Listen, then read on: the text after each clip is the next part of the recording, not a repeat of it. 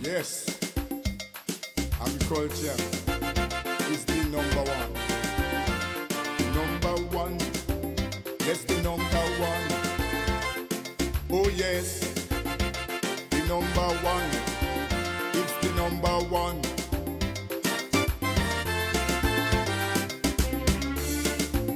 Why you disown agriculture? I'm talking to the youths of this nation and those wicked politicians, like they want to structure the plan. Well, from here to the revolution, agriculture was on top. Man Jackson and didn't do too bad. After that, you know the whole thing flop. Why? Everybody want to sit down in computer, and they forget agriculture. Oh yes, everybody want to sit down in computer, agriculture, and they forget agriculture.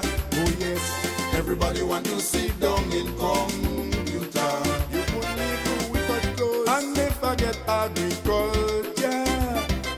Everybody want to sit down in computer. I tell you just now, my brothers, all you go with them computers.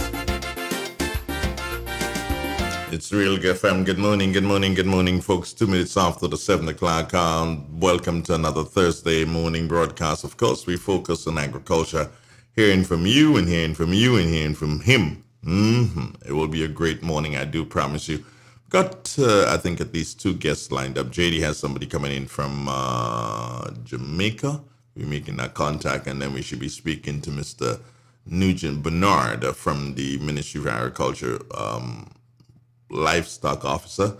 We'll speak to him from about 7:30 until 8 o'clock, and then round about 8:05 thereabouts we'd link with JD's friend out of Jamaica. Good morning to you, JD. Let us pray. Good morning, Mr. Donald. Good morning to all listeners. In the morning, O Lord, I will direct my song and my prayer unto you, and will look up. Psalm chapter 5, verse 3. Good morning, Lord. With great gratitude, we thank you for preserving our life for one more day. With gratitude, we thank your gift of love in the form of your Son and the sacrifice of his life on our behalf. Because of the overwhelming gift we often comprehend, we humbly submit to you. We don't know what this day holds, but we know that you hold the day. Throughout this day, may we be aware of your presence in everything we do. We pray for wisdom that is peaceable, gentle, and approachable, with lots of mercy and fairness. We pray for protection throughout this day. Protect us from harm, evil, and danger. Order our steps so that we walk worthy of your calling. Remove fear and anxiety from us. We remember that we don't have to be anxious. And when we are tempted to be anxious or worrisome, may we bring our concern to you and leave them there, as you have instructed us. Help us to turn all our anxious thoughts over to you. Because of your love, you will you will work out all things together for our good. You work in ways that we cannot comprehend. In the working, you are molding us continually into masterpieces for year's use. Increase our faith and our capacity of love. Help us to remember our worth in you when we are faced with challenging situations. When we feel depressed, help us to remember that we are fearfully and wonderfully made in your image. For the unseen, Lord, we thank you. You are beyond understanding, abundant, and we submit all to you today. In Jesus' name we pray. Amen. Amen. Good morning. How you doing, bro? Excellent. Wow, like that excellent. Well, Excellency. you sharp. Yeah. Sharp with that excellent this morning. Yeah, excellence. Yeah. Yeah. So I'm good. I believe. I had a good night. Okay. No. You didn't. No. Let me rephrase that. My night was okay, but I woke up all right this morning. Okay. Your night was okay. I have a little nightstand kind of thing that I make, yeah? And I had some things on the nightstand, and I'm sleeping last night, and I just hear I feel my hands hitting them, and they're knocking them over. I'm like, God, blimey, it's a good thing it's nothing that can break and mash up, you know? They slept with you out. But yeah, it looks like, but they're supposed to be on the nightstand, but I don't know why my hand doing. I must sleep with them on the nightstand, yeah, that's what it was.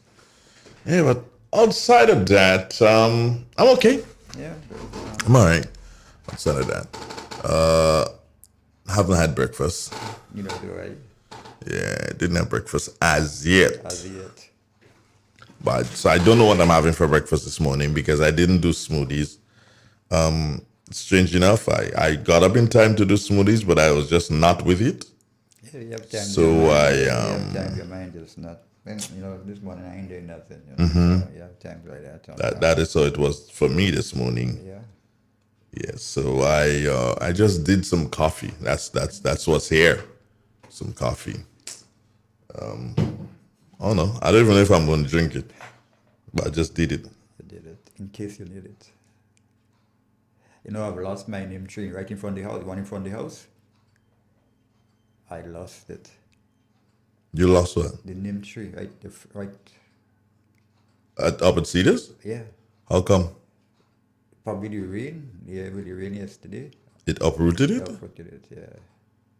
Wow, that means a lot of water was there. It could be. Yeah. Maybe over time it was being affected, and it just with that rain yesterday it says, "I'm coming down." And it was 3 trees in one. How they grew was three separate trees, but they all grew up together. You know. Okay, so all 3 came down? All 3 came down. Well, maybe it was not the best space for it anyway. Could be. All right, I think that's Drumsticks calling. Yeah. Morning, Drums. Good morning. How you doing? I'm great. Tell me. Good morning to you. Good morning to Nabila. Good morning to the nation. JD, good morning. Very good morning. Very good morning. I'm reading from the Word of God, Psalm 117. Oh, praise the Lord, all he nations. Praise him, all he people. For he is merciful and kindness is great towards us, and the truth of the Lord endures forever. Praise ye the Lord.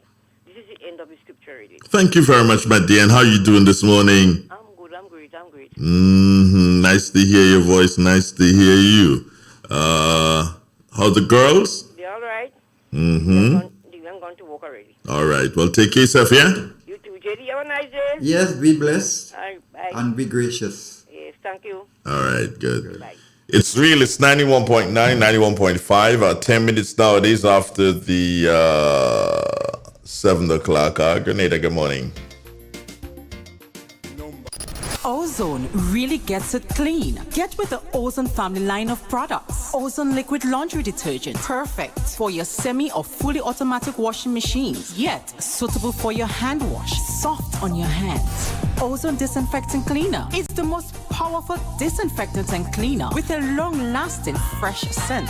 Tackles every job around the house or office. Ozone detergent powder and ultra soft fabric softener gets your clothes clean with a natural freshness, keeps your colors bright. Choose from the wonderful scents, soft flower, ocean breeze, and the new aloe vera. Keep your kitchen sparkling clean with the Ozone dishwashing liquid, Ozone sponges, and cleaning cloth. Ozone toilet bowl cleaner removes lime scale and kills germs while giving your toilet a refreshing scent. Ozone really gets it clean. Marketed and distributed by Calico, Frequente St. George's, and are available at shops and supermarkets nationwide.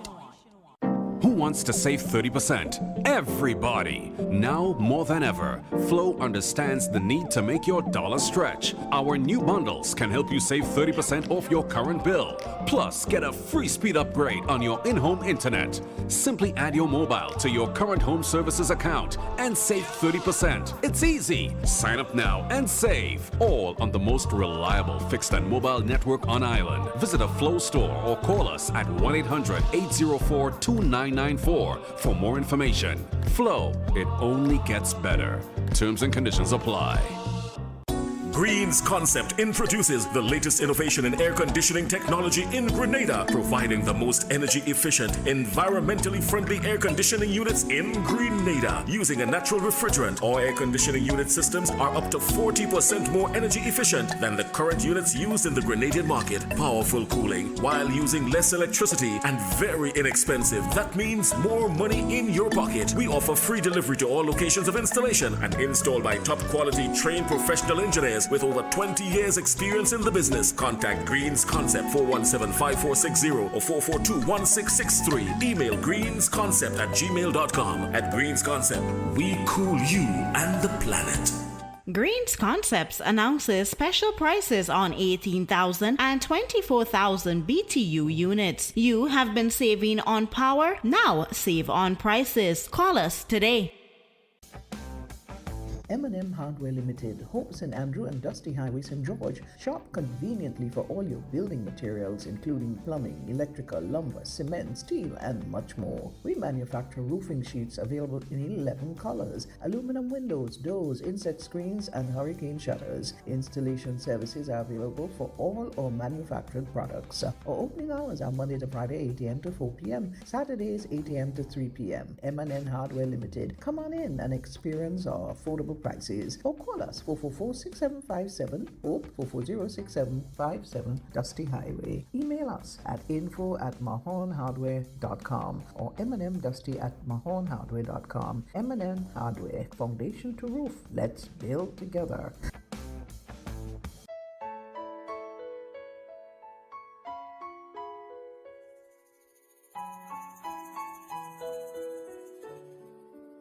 Hey, I am Corporal 85 Grant, attached to CRD Eastern Division, reminding you that incest and all other sexual violence is a crime. And me say no make them take advantage of you. Spot On, a new program with new perspectives every Tuesday and Thursday, 7 p.m. to 9 p.m. right here on the Realest of the Real, Real 91.9 and 91.5 FM. Real talk, real people, real issues in real time. With your host, Sheldon Scott. When you think of Grenville Cooperative Credit Union, what comes to mind? A reliable financial institution that has stood the test of time. Maybe you think about the convenience and quality financial service they provide. Do you think about their readiness to help you retire, achieve your academic goals, build your dream home, buy the piece of land, or the elegant car? Or maybe the convenience of their different locations, Jubilee Street in Grenville, or the new outlet on Lucas Street in St. George's in the Derek Sylvester building. Maybe you always consider how they're always a phone call away. 442-8602 or 438-4228. They're also online, www.grenvillecreditunion.com. No matter what comes to mind, remember, Grenville Cooperative Credit Union is the best place to save and to borrow, working with you to make your brighter tomorrow. The first word when you speak about furniture is classic.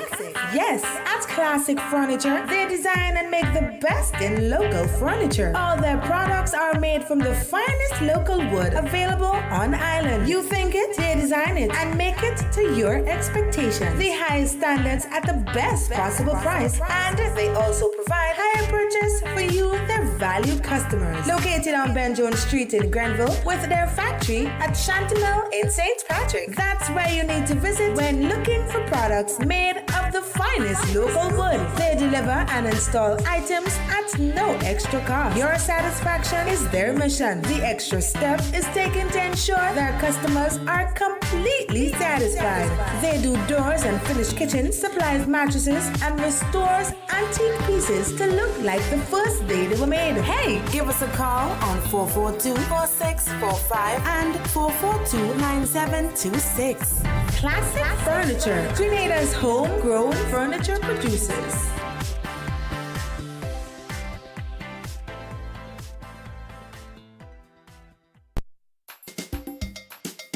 Yes, agriculture is the number one.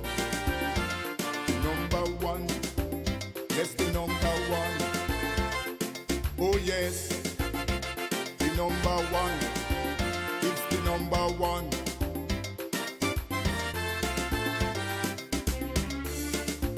Why you disown agriculture? I'm talking to the youths of this nation. Yeah. I'm back. 16 minutes now, moving after 7 o'clock. So we had drumsticks. We're going to have the weather in about 4 minutes' time. JD, I have some, interestingly, and I am jumping on you again, JD. Yeah, because guess what? I got something that you ain't have. Where is it? No, that's not it, Andre. Oh, here it is. Planting dates, JD. Planting dates for the week 4 of June. I have that. Yeah. Let me hear what you have. Where you got your information from? Mister, let me hear what you have. Don't worry about where I get my information. June? Yeah. The only below. What date is not that gone. No, there's no more planting dates for the month of June. Today's the 24th. There's no more planting dates for June. According to your thing. The McDonald Almanac. Right. So today's the 24th. Yeah. And they say plant late beets, potatoes, carrots, and other root crops. Yes. 24th to the 25th. That's what. That's what I do. From time today's full moon. Okay. Well, anyway. Yeah. Okay. Plant beets, potatoes, carrots, and other root crops. Root crops. Yeah. Yeah. 24th to the 25th. All right. 26th to the 27th. 4 days for planting. Yeah. All right. So you should kill plant pest, spray, fertilize, do general farm work. So 4 days for planting, the 26th and the 27th. Yeah. Boom! I got you. Boom, boom, boom. So that's from Farmer's Almanac. Where you get that from? Don't worry about that nasty. That now. Farmer's Almanac. I'm unhatting, Jed. I can tell you something else that you don't know. Yes. The price of nutmegs $3 a pound. I don't know that. Mace, first grade, $9 a pound. Second grade, $5 a pound, and third grade, $3 per pound. Because for me with planting, today is full moon, so I will not plant today. But once the moon passes, like tomorrow, I'll do underground. Okay. Yeah. Even if the Nutmeg Association ain't paying for this, and they don't pay for anything here at Real FM, they don't even send information. We just get our information and from another source. But let me inform all that as the 30th of June, that 30th is when? That will be on Wednesday, next Wednesday. Next Wednesday, the Nutmeg Association, all their stations and offices that be closed for stock taking. So you see, I'm putting out information, really Nutmeg, although they don't talk to me. Leo Keto, morning. You don't talk to me, bro. What's up with you, man? You have to stop this. But by the way, Leo, I have to look at your ordinance, eh? Yeah, the Nutmeg ordinance. And what it says about you holding the position as, what is the chairman of the board?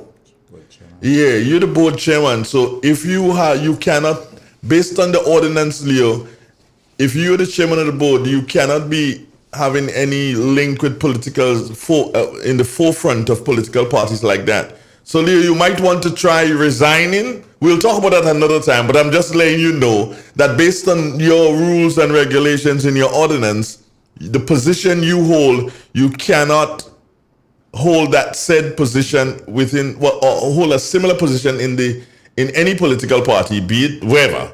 You can't hold a position. You can't run for office, put it that way. And by the look of things, that is what is going to happen. So Leo, you might want to start thinking about resigning one of the positions, whether you stay with Nutmeg or you stay with the party that you're with. All right, Leo, don't forget. So check it out. All right, good.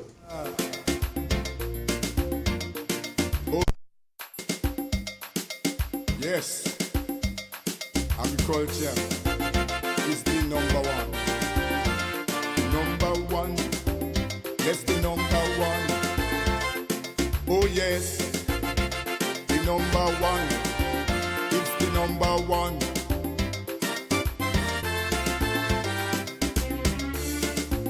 Why you disown agriculture?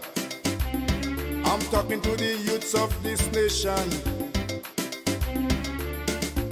And those wicked politicians, like they want to structure the plan. Well, from the revolution, agriculture was on top. Man Jack and didn't do too bad. After that, you know the old thing flop. Why everybody want to sit down in come. It's Thursday morning. We deal with agriculture. And of course, you know, the weather plays a huge role in the development of our agriculture in Grenada. There has been some rains for the past couple of days. And I believe, based on what I've seen on the map, but I'm no forecaster, I just believe that there will be more rains today, into tomorrow, maybe even into Saturday. There might be some rains. That's not good for the cricket. But you know what? Forget me. Fimba Frank, good morning. Hey, good morning. How you doing, bro? I'm good, and you? I'm all right. So tell us, what's it going to be like, my brother? Especially concentrate on the fact, Fimba, that we have cricket. We should be having cricket on Saturday. Let us know what's happening. Well, at least let's take a look at what is taking place right now. So it's cloudy and rainy, with the winds blowing from the east at just about 14 miles per hour. The pressure is a bit above the mean at 13.7, but it is rising now, so no stress there. At least we're not seeing a trough approaching. The temperature 25.1, and the average right now 90%. Maximum temperature within the last day 27.4 degrees. Minimum temperature last night 24.0. Please note, all temperatures at all times are in Celsius. In terms of rain within the last day, well, it was a wet day. So down here we measured 38.2 millimeters of rain, and that brought the total for the month to 172.7, which is pretty wet for June. Now let's take a look at the forecast for the day and the nighttime. The weather expected to be mostly cloudy with showers during the morning time here, some of which can be heavy, and also a low chance of thunder. Now, given the amount of rain that we have had within the last day and the fact that it's falling even now, there is a low chance of flooding and landslides. So please be on the lookout and take note. Maximum temperature for the day should get up to near 30 degrees. Winds east northeasterly to east southeasterly at 8 to 18 miles per hour, but dropping to near calm at times. Seas should be slight, with waves just up to 4 feet. Tide should be low during the morning time near 9:15, then high this afternoon near 4:45. By evening, it should be low once more, just about 8:30. Sunset 6:35. Sunrise on Friday 5:45. Now, just to take a a second look at the forecast for the day and the night time. Keep in mind, the weather likely to be mostly cloudy with some showers, some of which will be heavy, and a low chance of thunder showers. Once more, given the amount of rain that we have had within the last day and the fact that it is falling still, there is a low chance of flooding and landslide, mostly for the morning time here. So you ask about the cricket. Let me just take a quick look at the models beyond tomorrow and just see what is likely. Of course, the models given as you go deeper into time, the forecast drops off too in terms of how good the forecast is, right? Yeah. So that is a given. But looking at the models right now, does not look good for Saturday. Saturday looks like the morning at least could be wet. Yeah. So given that it is a two days out, the models within the first three days, they are usually good. Yeah. Beyond 3-4 days, it really starts to deteriorate, drop off. Yeah. So given that we're looking at within the next 2 days, there is a medium to high chance that Saturday morning will be a wet one. Okay. Thanks, Wimber. Thank you so very much, my brother. All right. All right. Have a wonderful one now. Same to you. Bye-bye. Okay, great. All Bye-bye. Right, good. So you see, JD, we have to plan for that. I wonder if Cricket West Indies listening to us. If they're listening to us, then they do shift the match to Sunday. You understand? So just take that, say, okay, let's start Saturday instead of Sunday. Let's start Sunday instead of Saturday. Yeah. If we had lights, then we could play late into the night, but we don't have lights.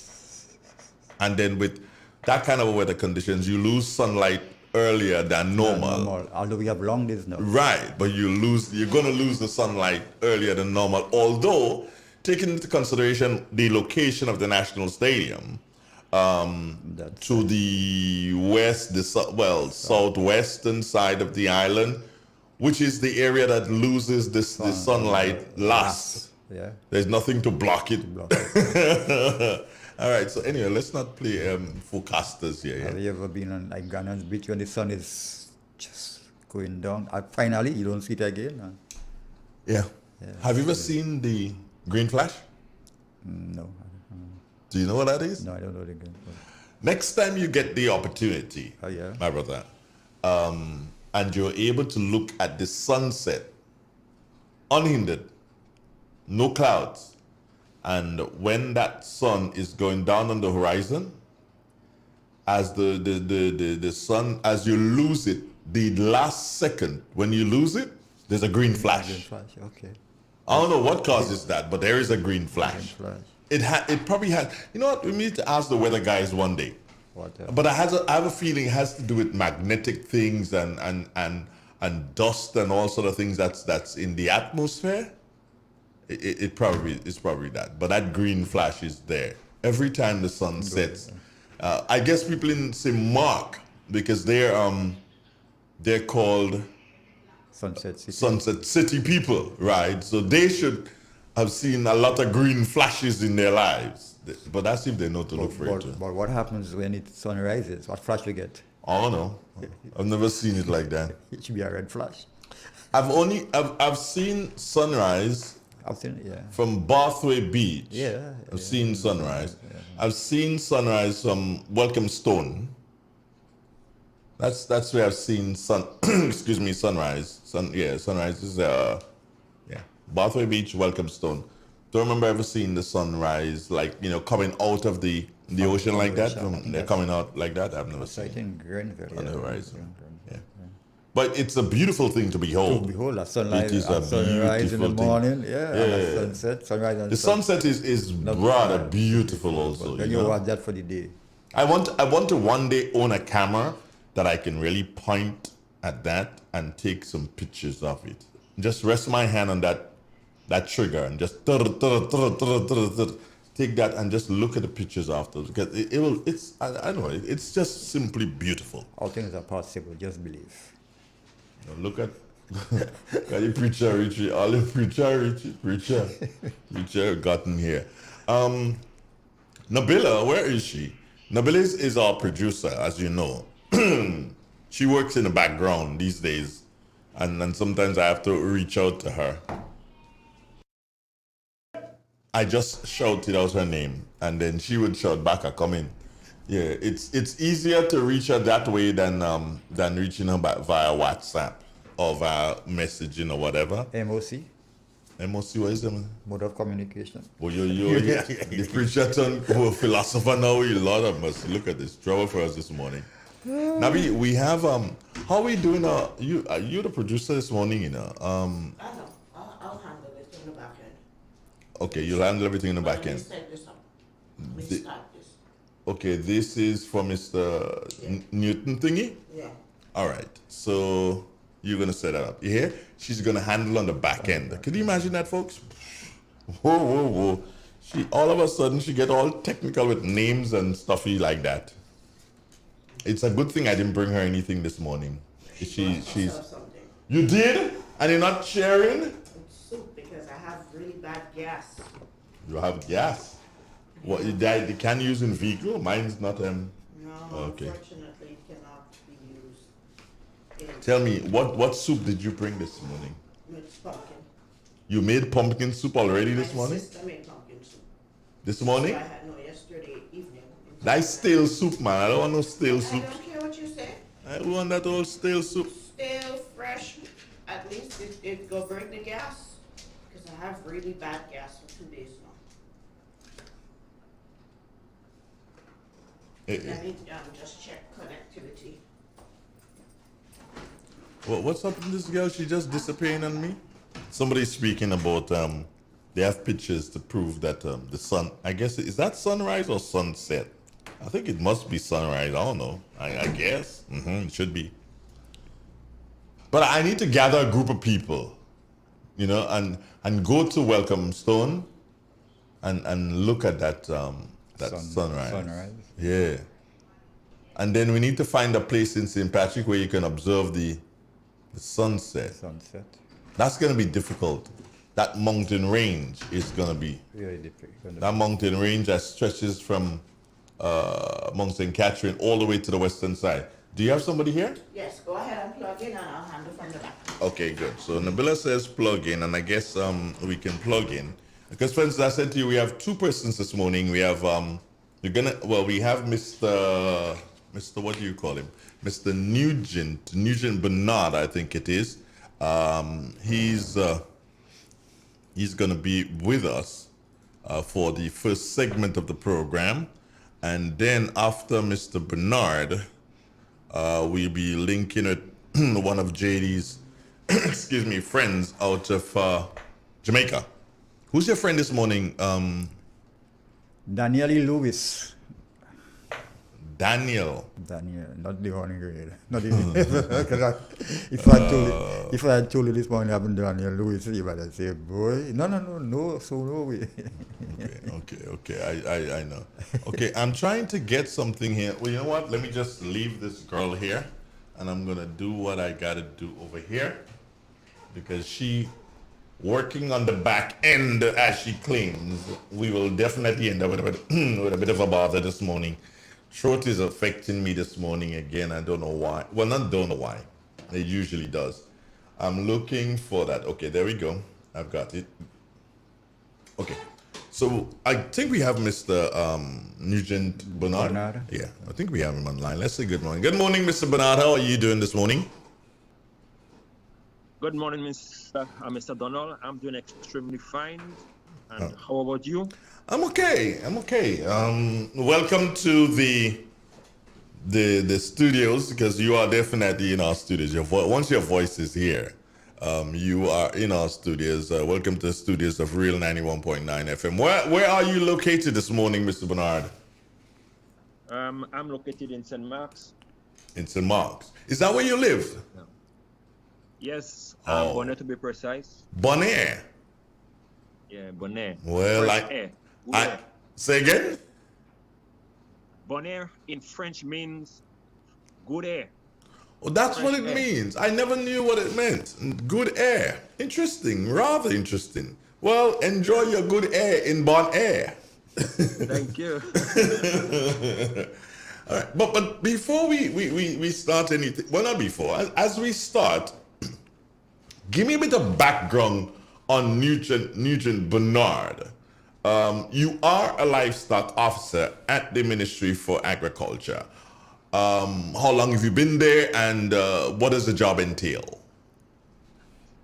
Okay, first of all, let me say good morning to the listening public. Good morning to all farmers, especially all livestock farmers. And good morning to you. Good morning to Grenada. Okay, I was actually born and raised in Victoria. So I am truly 100% Grenadian, right? I love that. Yeah. Okay. Right. Right. So I had a late start educationally, and I did my secondary when I was almost 18. That was the time when most people were leaving school, and I was privileged to enter the St. John's Christian Secondary School. Right. After this, I went to Maribor Farm School. From Maribor Farm School, I worked at Ideal Bakery. During this time, I went to extension classes in both Heinz and GBSS. Subsequently got employed in 1991 in the forage division of the Ministry of Agriculture. 1996, I went to Guyana to do livestock, diploma in livestock production management. After this, I spent almost 14 years working at the ministry in forage, in general crop extension. And in 2008, rather, after Ivan, because Ivan was in 2004, I joined the livestock division in 2008. And from there on, I have been the livestock officer, the only livestock officer in Grenada, for that matter. During that time, 2011, 2014, I was privileged to do my DSc at the University of Trinidad and Tobago. And in 2016, 2017, I did my master's at the University of the West Indies in tropical animal science and production. So it has been a long journey. It has definitely been a long journey, and not only that, you did your master's, and again, as you would have said earlier, most people would have been completing their secondary school education at 18. You basically started at that time. And by the time you're doing your master's, Nugent, that's when most people probably pass that stage and moving on. But you definitely got to the master's. It shows here commitment. Yeah, but Andre, not just that. Let me give you a big laugh. When I was 14 years old, I was very much unable of reading. And I had an experience where I went to church in Concord, and they were doing wrong trip reading, in the Sabbath school lesson. And when it came to my turn, I really couldn't handle it. So a girl turned to me and said, "Hey, what is that, old boy?" And I was so embarrassed, I left that gathering, stood up by the side of the road until after 12 when my sister came, after church finished. Well, the big church, as you say. Mm-hmm. And I was just bathing in tears. The truth is, I've had a tough upbringing. My mother was single parent, and I have used my unfortunate circumstance to turn it into positivity. And that is why, through the grace of God, I am what I am today and where I am today. I don't mention it very often, but let the Father be praised. The Ancient of Days must be praised for your success. And it is nice to know that you've been close to him from a very early age, and you would have let that be, according to the motto of your school, let the word of the Lord be a light unto your feet, or something like that. Is that it? Yes, and a light unto my feet and a light unto my path. All right, you got it there. Congratulations, Nugent. Now let's get down to some here. And my first question for you, in relation to our conversation, what are some of the projects that you've been involved in Grenada in relation to management or as an extension officer? Okay, first of all, I spent a considerable, almost 10 years in 4-H, and my work there then was to build in awareness from a very tender age. One would agree with me when I say that the 4-H program within the school system is most definitely a seedbed for farmers and agriculture production in Grenada. If you look at our farming population right now, we have an aging farming population. And I am saying with no apologies that if we do away with 4-H program within the school system, what we are actually doing is crippling our agriculture, future, and sustainability. So I was able to build, and I feel real proud sometimes, not with any, high-headedness, but sometimes when I look around, I go around and I see young people who I know pass through my hand, and they are now gainfully employed, right? I feel real good about it. Then when I joined the livestock division, when I was in extension, crop extension, again, I was able to pass on both my livestock knowledge and my crop information that I got from farm school to farmers. Having been in the livestock division, again, I was able to take farmers who were very discouraged and was giving up, and to inspire them to get involved into livestock production. So I have been, advising farmers for the last almost 30 years since I'm in the ministry, both farmers and children. What would you say are some of the potentials in the various sectors? Speaking here of livestock, small ruminants, poultry, and cattle. What? Grenada, on a whole, has great potential for livestock development. So too is the rest of our small developing states. But the problem is there are some underlying factors that prevent the development of livestock production, not only in Grenada, but in small developing states such as Grenada, right? And those factors, if not addressed, we will just see ourselves just going through, is like what they call spinning top in mud, because they are the ones that really impinge on moving forward. They must be addressed. And just to highlight quickly, maybe if you want me to, one of the main, or some of the main problems or challenges that we face in terms of livestock development, both for small ruminants, for pig production, for cattle production, and for poultry production, is that there is a glaring lack of adequate policy direction. All right? Not only that, our livestock system, it is fragmented. We also have high cost of feed, that is the commercially grown feed. We also have poor genetic material, that is what we get our stock from for breed, right? There is not much trained people in the whole aspect of livestock production. Let me just stick it up in here. We must reach the point, and I think the time is late, where we realize there is a profound difference between livestock production and veterinary medicine or veterinary services. All right? When we talk about veterinary services, we are looking at treatment of animals. So a vet basically is trained to treat sick animals. People like me, who are very few, maybe the only person I can lay my thoughts on now as a trained expert in livestock production is Augustine David Shadow, right? And what we do is about management, is about breeding, is about how the farmer can effectively and efficiently put into use the resources that he has, both in stock, livestock, and in feeding material to get the best outcome. And we have that seriously lacking. So if we were to really co-housing infrastructure, it's a whole combination of factors. And if we do not really address them, we're not going anywhere further.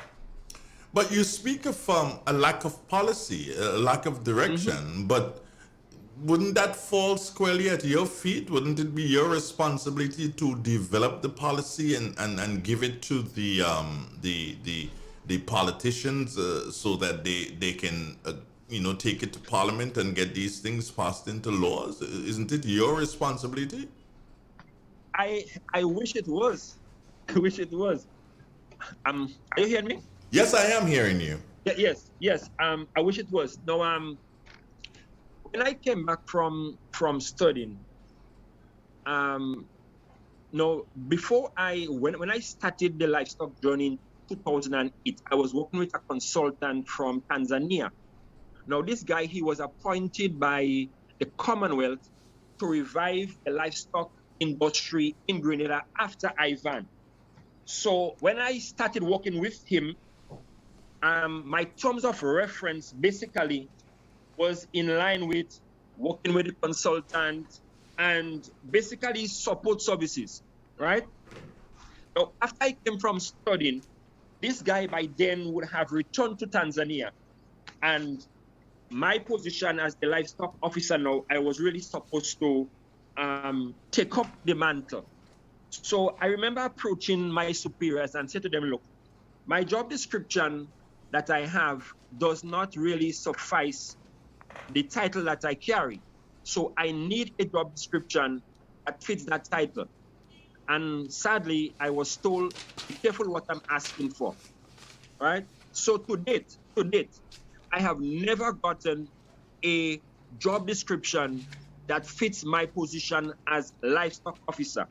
However, what I have still functioning within the system is the previous one that I was given during the time I worked with the consultant. And part of my responsibility would be to coordinate all small ruminant development programs within the district, to monitor, report, and physical implementation of the Goat in Trust program. Trust me, this one is so far-fetched. There is no Goat in Trust program, even when I started that journey. To provide technical backstop to livestock extension staff and training district, which currently I do to the best of my ability, right? Then report on Lara Livestock Project. Again, I do this, and whatever else fall within the livestock in terms of advising farmers and so. But in terms of policy development, this does not fall within my purview. Maybe if I was the chief livestock officer, then that would have been my responsibility. Okay. Bad practices, I dare say, that's what it sounds like. Things are definitely not in place. But you have a new minister for agriculture. How is that? I mean, how's the relationship been? Are you again engaging him in a conversation that would lead to us, meaning Grenadians, having better livestock and a policy in which to go forward? Are you speaking to Peter David? Yes, I did.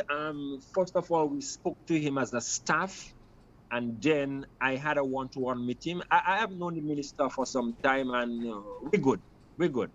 And I was able to share with him some of my gut feelings concerning the livestock industry in Grenada, the separation between livestock and vet, and possibly how we move forward. If you realize yesterday, I don't know how much credit I would get for this, but there was a national symposium yesterday. And one of the things that I suggested, not only to the minister, but to the PS, is that we must have some form of gathering that bring all stakeholders together, where we can discuss not just livestock, but agriculture, right? But what I'm envisaging is that we need to have a national committee that speaks to agriculture production, right? And of course, that will take in livestock as a component. And this committee will be responsible for all aspects of moving forward with agriculture production vis-a-vis livestock production. Well, you can take the credit for that and also take the credit for not inviting Real FM to that. Well, I had no control over the organization. You have to take all the credit. You take the credit for coming up with the idea and take the credit for not inviting us. No. Yeah. I would not take credit I don't deserve. Take all the credit. All the credit belongs to you. But what I'm getting here, and interestingly, we have a guest that we're gonna be linking out of Jamaica around about 8:05 thereabouts, and but the trend that our conversation has taken, we are not going to finish with you between now and that time, and I want to have another conversation with you, and I'm telling you this now so that let's lay the groundwork for it. I want to have another conversation with you. But when I have that conversation with you, I also want to have that conversation with Augustine David. I want to speak to both you and Augustine David at the same time. Because you see, Augustine David was in the public service, is no longer there, but he should know it inside out. And he would know of all the challenges that livestock face in this country. Yes, of course. And he is now with the premier supplier of animal feed in Grenada. And we know that we are having a serious challenge in relation to the cost of animal feed. Now, that's why I want to put both of you together, the private sector and the public sector, put both of you together and say, hey, what is being done? And then I can ask you this question. Already I can ask you this question. Understanding the cost of feed, do you believe that we have the natural resources so as to use other stuff to feed our small ruminants, to feed our poultry, to feed our cattle and so on? Do we have those resources on island? Absolutely, Andre. Absolutely. In fact, I would want to further state that livestock production basically has two approaches. One is the conventional approach, where the emphasis is on feeding of grains, feeding of antibiotics, enhancers. This thing is really about profit and not health of the animal or interest of the farmer, right? On the other hand, we have the non-conventional approach to livestock production. And that is when now we make use of all the natural resources that are available to us, right? And that is why I'm saying again, policy direction. Now, most farmers know, unlike long ago, where a farmer used to have a cow, keep it on pole, obviously feed it with grass. A couple sheep, which they would tether sometimes in a little, breakdown pen and feed it on grass. Now, most people know they get involved into livestock production, but the easiest thing they see in terms of feeding is to buy a bag of feed and give to the animal, right?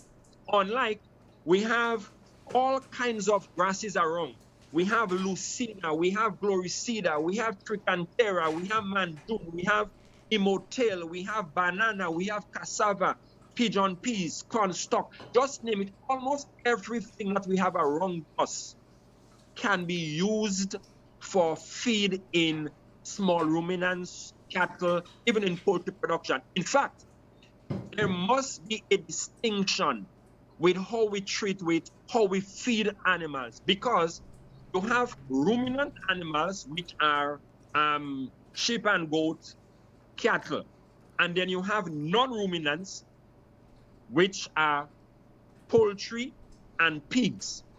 Now, these two animals, they have a separate and distinct digestive system. So the ruminants, they have 4 compartments. The sheep and the pigs and poultry, they have a single stomach like us.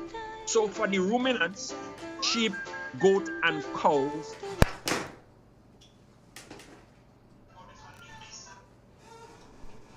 diet basically is a diet of grass. This is what they were designed to eat, not concentrate feed. On the other hand, the poultry and the pigs, because they are single stomach, they were designed to eat concentrate. So how we feed them, the feed forms, are extremely important. And this is part of the predicament that we are facing. So Caribbean Agro, sorry but sadly, they are in a business to make money. So they would produce and promote concentrate feed.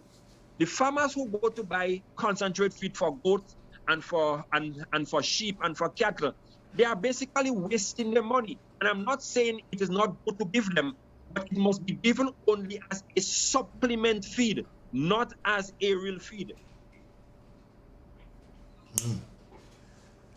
A lot of information.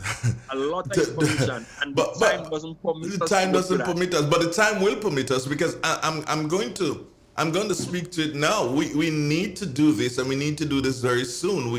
Nugent, I'm going to give you the responsibility to get in contact with Augustine David. I'm going to try to, but you know he's a very hard man to find. You know that for yourself. Yes, I will. We're in close. We are in close contact. Right. So if we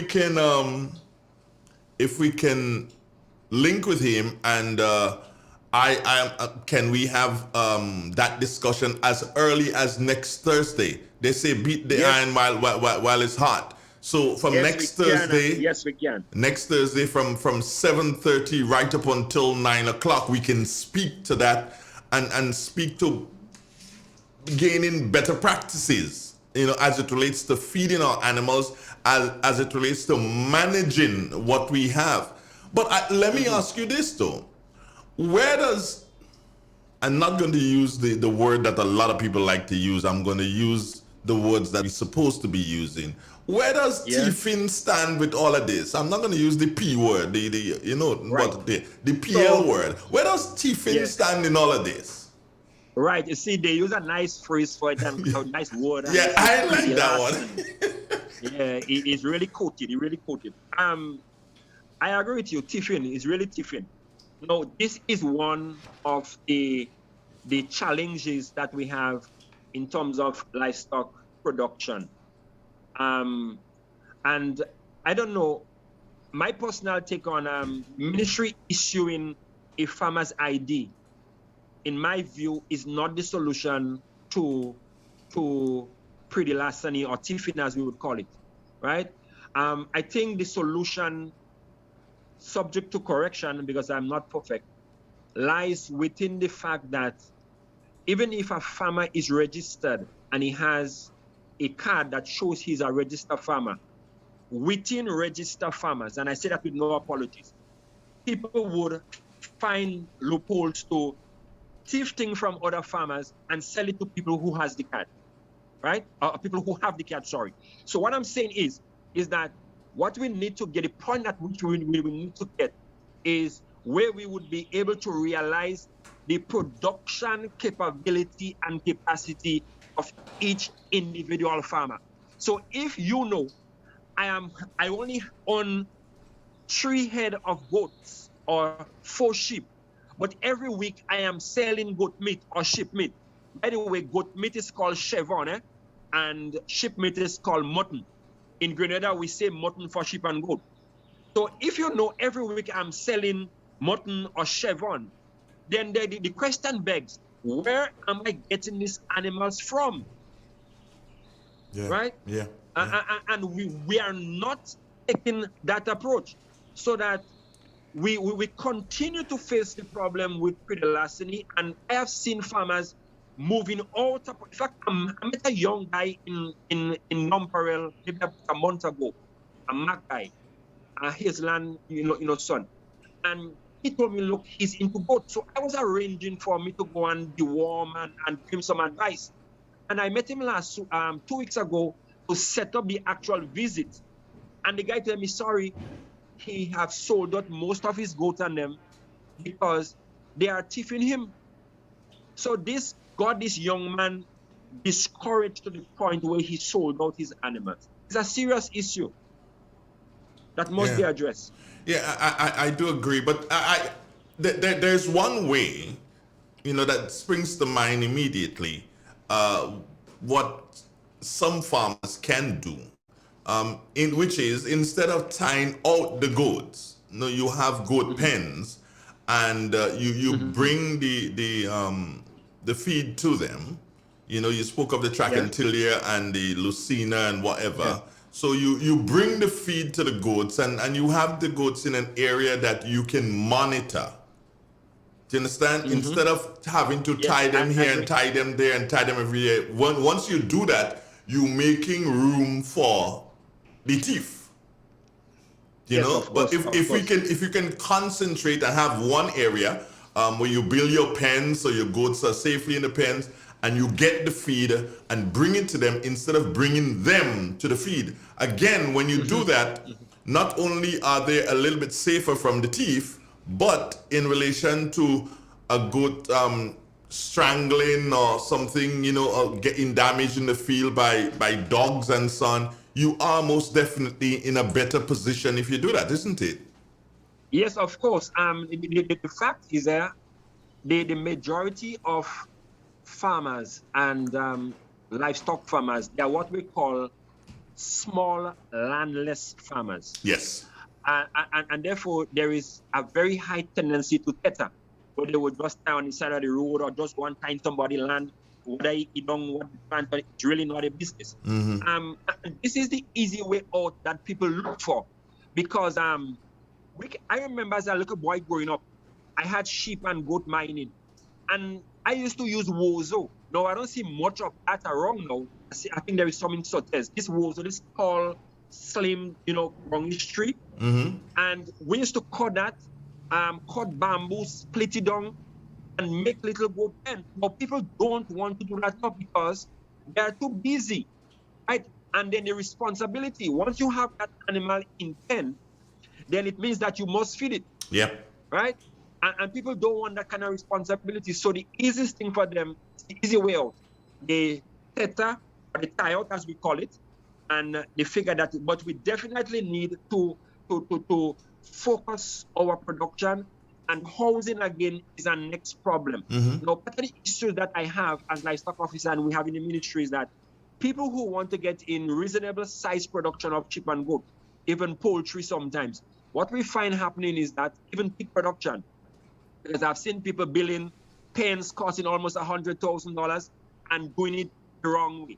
But what people do most times is that they have the idea, some of them have the money, they go ahead and they spend the money, and then when they realize, no, hey, I need to get a farmer's ID. It's the only time that we know that there is a good pen or a cheap pen or a pen somewhere. And then when we come now, it is too late to advise because the house is already built, in most cases, wrongly built. People need to consult us in the ministry. We are the experts. We have the information. We are willing to work with farmers. And if they consult with us, then we will give them the right direction from start. The problem is when somebody constructs a pig pen with concrete and you do it incorrectly, or a full pen with concrete and you do it incorrectly, then how do you remedy that situation? It's another cost you'll have to break down and rebuild. Okay. Nugent, I have to go, but I'm really enjoying this, and we will reach out to you again. Don't bother with Mina. I know she's listening. We ain't bothering with Mina. We're going straight to you. We cutting out the middleman. No. The middleman is important sometimes. Once you solve neutral interest. Anyway, but we're going to have this again, and I would really love for us to have it next Thursday morning. See if you can So I'll inform Mr. David. Yes, if you can get him. And even if you can't get him, Nugent, you are on again next Thursday morning from 7:30 straight until 9 o'clock. We've got a lot to speak about in relation to management and the feeding practices and so that we have going in Grenada, and the building, as you just indicated, the building of houses for these animals, and we just build because we figure, okay, fine, it's a pig, so you just put the pig there and you ain't even bothering and realizing that, the concrete may not be the best thing that you want the pig to be spending all its hours on because it's standing on the concrete. That could probably give you some wrong pig feet. Yeah. All right, so go ahead. Before I leave, even though I'm giving my consent now, but you know the protocol, right? You would have to clear with my superior. No, I'm here because I was given the opportunity to do that. Yeah. So I cannot talk with you or to the nation if I do not get permission from the ministry. Well, I tell you what. Then we go back to Mina. Yes, of course. So you see, the middleman. We need the middleman. Then we go back to Mina. Andrew, thank you very much. Nugent, thanks, man. It's wonderful. Nice to hear from you. Okay, bye. Have a nice day. You too, brother. It's real. It's 91.9, 91.5, www.drealfmgrenada.com. 5 minutes it is after the 8 o'clock hour. We take a quick break. And when we come back, we should be having JD's friend from out of Danielle, out of Jamaica. Not too sure. Where is she in Jamaica? Do you know, JD? You don't know. All right. Stay with us, friends. We'll be back. Ozone really gets it clean. Get with the Ozone family line of products. Ozone liquid laundry detergent. Perfect for your semi or fully automatic washing machines. Yet suitable for your hand wash. Soft on your hands. Ozone disinfectant cleaner. It's the most powerful disinfectant and cleaner with a long-lasting fresh scent. Tackles every job around the house or office. Ozone detergent powder and ultra soft fabric softener gets your clothes clean with a natural freshness. Keeps your colors bright. Choose from the wonderful scents: soft flower, ocean breeze, and the new aloe vera. Keep your kitchen sparkling clean with the Ozone dishwashing liquid, Ozone sponges and cleaning cloth. Ozone toilet bowl cleaner removes lime scale and kills germs while giving your toilet a refreshing scent. Ozone really gets it clean. Marketed and distributed by Calico, Frequente St. George's, and are available at shops and supermarkets nationwide.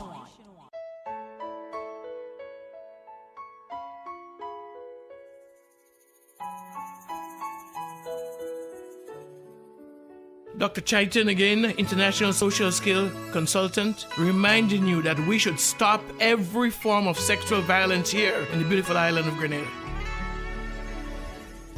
And me say no make them take advantage of you.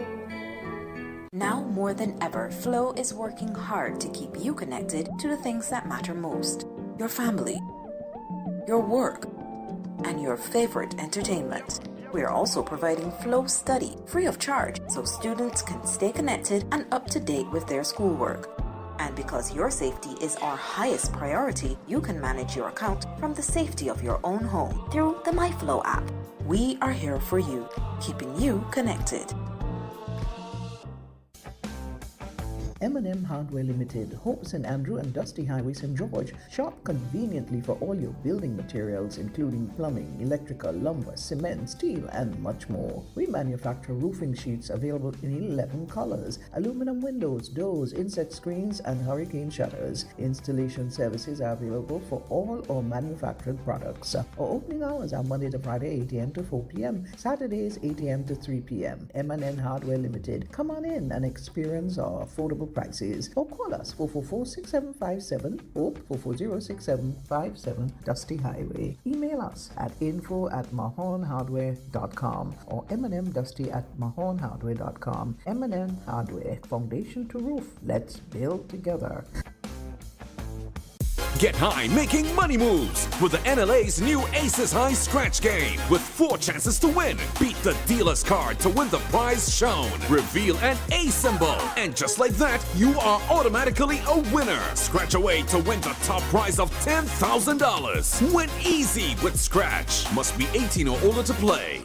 Treat yourself from head to toe with A1 hair, skin, and beauty products from Sarah's Hair and Beauty Supply Store, located on Ben Jones Street in Grenville, close to the New Testament Church. Want to achieve that classy Instagram model look? Come visit us at Sarah's Beauty Salon. We offer expression, pre-stripped, and antibacterial braids, forelocks, Jericho, deep wave, yaki weave. Lisford wigs are also available, both synthetic and human hair. Of course, we offer a collection of extensions, Brazilian 100% human hair and Peruvian 100% virgin red. We provide our customers with the finest nail care products, eyelashes, do-rags, razors, shaving products, and weaving needles to keep you stylish and popping. Visit Sarah's Hair and Beauty Supply Store today, and remember, we treat our customers with the lowest prices nationwide and raging discounts store-wide. Sarah's Hair and Beauty Supply Store, where all your beauty wishes will most certainly be granted.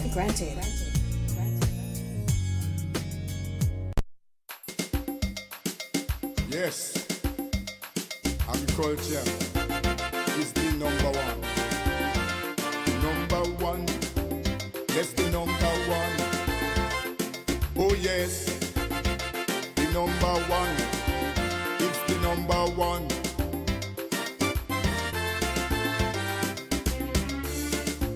Why you disown agriculture? I'm talking to the youths of this nation. And those wicked politicians, like they want to structure the plan. Well, from the to the revolution, agriculture was on top. Man jacked his and didn't do too bad. After that, you know the whole thing flop. Why? Everybody want to sit down in computer. And they forget agriculture. Oh yes, everybody want to sit down in computer. Agriculture. And they forget agriculture. Oh yes, everybody want to sit down in computer. You could live without gold. And they forget agriculture.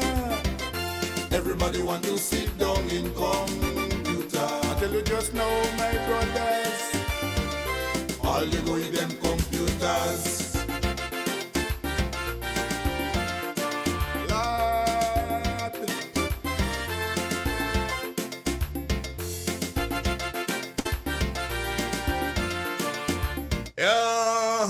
I want to sing a tune. My producer, she's working in the background. My technical producer, she's working in the background.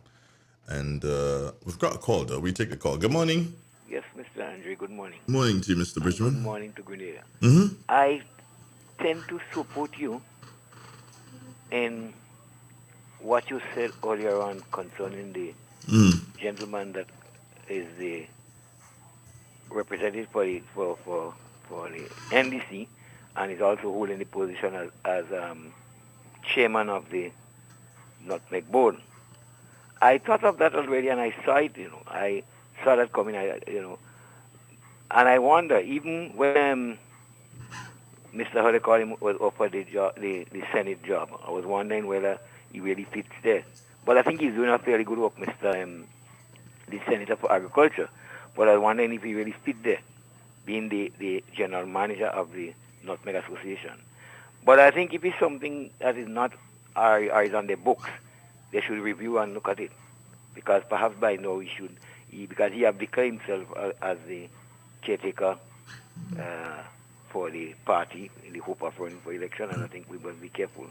Well, that's what I say. We need to look at the whole ordinance and what it speaks to, and we may even find that the ordinance more than likely speaks to the general manager and what the general manager can be involved in. Yeah. So I think one of the problems is that a lot of us do not know what our constitution says in the organization and them. Yeah. So and that's the big problem with the farmers. Farmers go in meeting, they jump up to say everything, and they don't know what the ordinance says. Right? Yeah. So it may mean that the goodly gentleman, Mr. Cato, may have to relinquish one of the positions. And he must have known, supposed to know of that when he took it. I can't say that he knows. Well, I don't know. The next thing is the gentleman that you had on just now speaking agriculture and livestock. I think he did very well. Because a lot of things that he exposed, he said there, even I am certain that people in the ministry are not even aware of the procedures and so on. And that is a weakness in the ministry again, because it tells you that the ministry need to properly restructure. People must know their positions and where their position goes and what comes with your position. And too often we see this person resign and you can't fill the vacant because the person that is left there is not qualified, is not capable and whatnot. We have to get over those systems. Mm-hmm. When a man is in a position and you expect him to die or to go any day, they must have a replacement. And too often we see that happening in government for the longest time. When Harry gone, you don't have a replacement. What we heard that from Parliament that they don't have a replacement for Mr.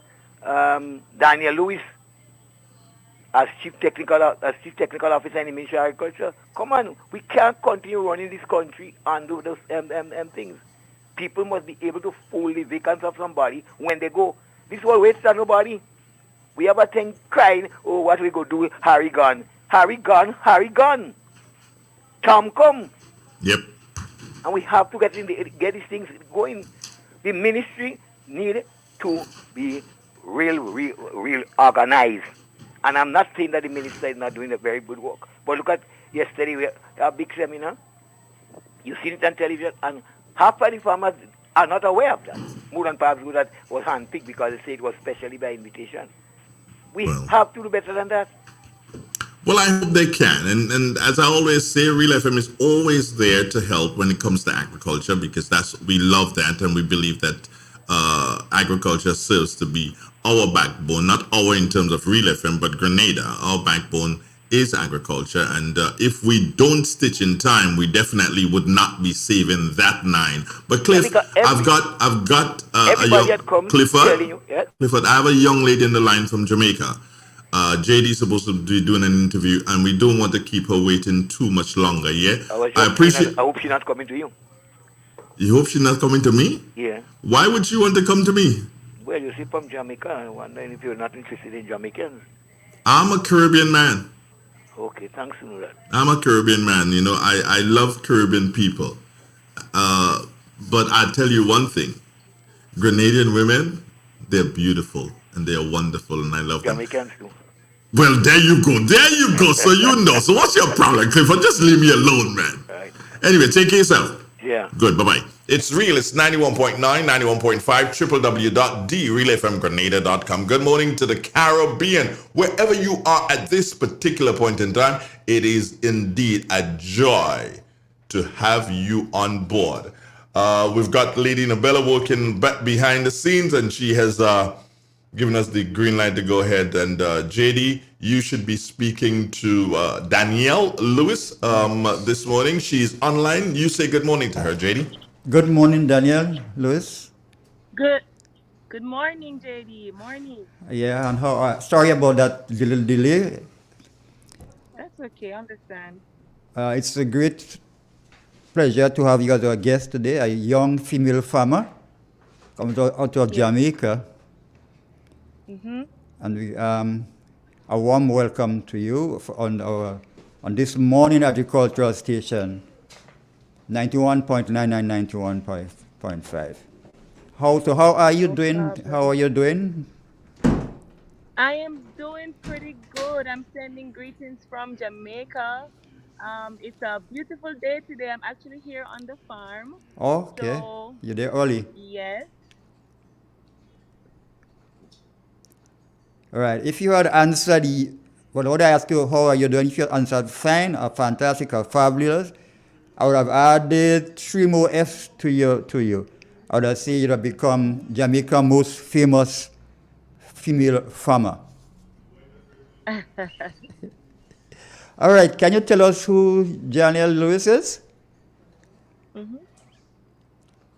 Danielle is, I am a lover of life, a lover of people. All right. And I'm also a family-oriented person. And I'm sure you can guess I love to eat. Okay.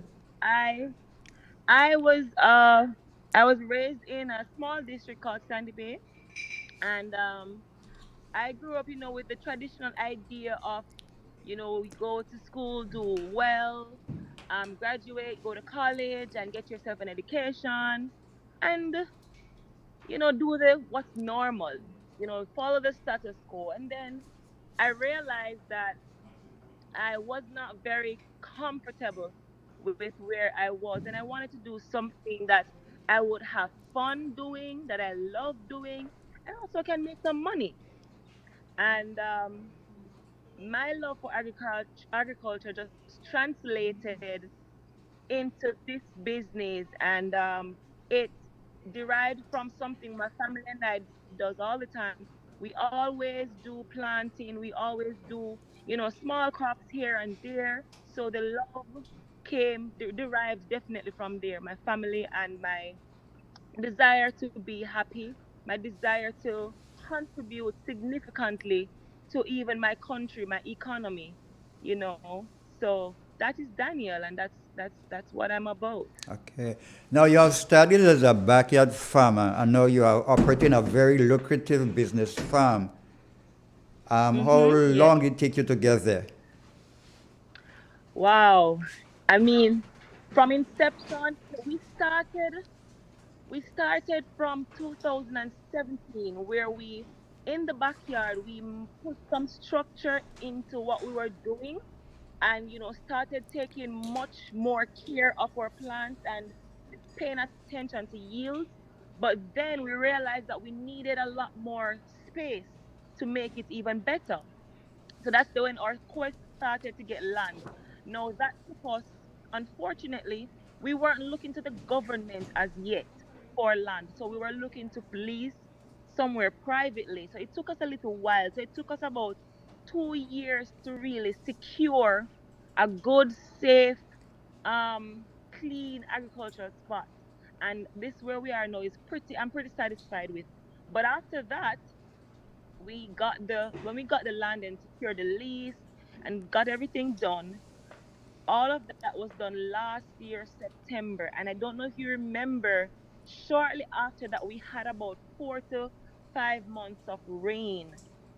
So we could do nothing in terms of planting, land prep. So we just had to wait until January of this year when we really rolled out and got everything moving, and we tried to do it as fast as possible. So and as you would have seen, that's where we are now. How many acres are you cultivating now? So currently we have a total of 4.5 acres, but in production for the Scotch bonnet peppers, we have 1.5 acres that is in full maturity. So what other crops are you cultivating?